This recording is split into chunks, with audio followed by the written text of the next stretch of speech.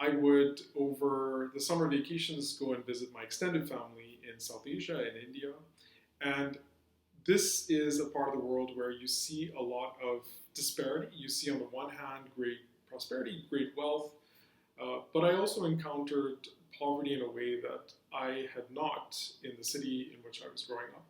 And this triggered a lot of questions. And those questions stayed with me throughout my academic life as a student and even now as an international development professional. It is such an interdisciplinary field.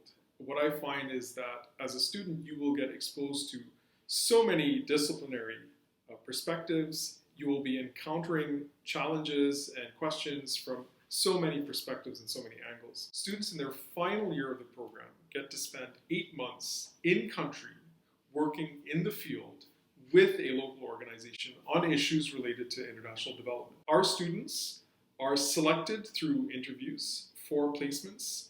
They are placed with a local organization in one of 6 countries now that WUSC is working in. I work in partnership with them over a spring term to prepare our students for their departure. They depart in September, and they spend from September until the following April in country. Sometimes they come back over Christmas break, and that's fine. They learn how to be resilient, they learn how to be resourceful, and they learn how to do all of this often in a cultural context and a language context that is very different from anything that they've ever encountered before.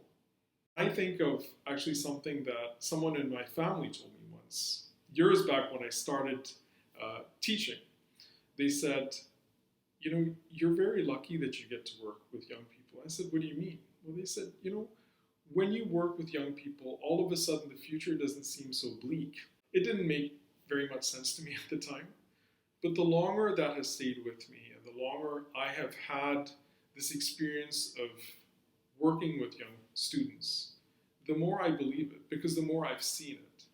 The sheer creativity, the sheer dynamism of our young students is something that in many cases you have to actually see and witness to believe.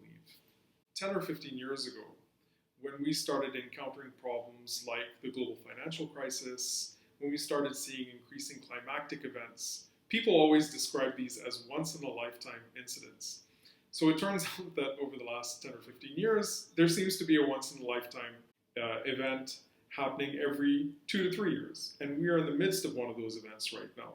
I think that as we work our way through this current challenge, we are going to encounter a future of uncertainty when it comes to climate, when it comes to the global economy, and when it comes to conflict.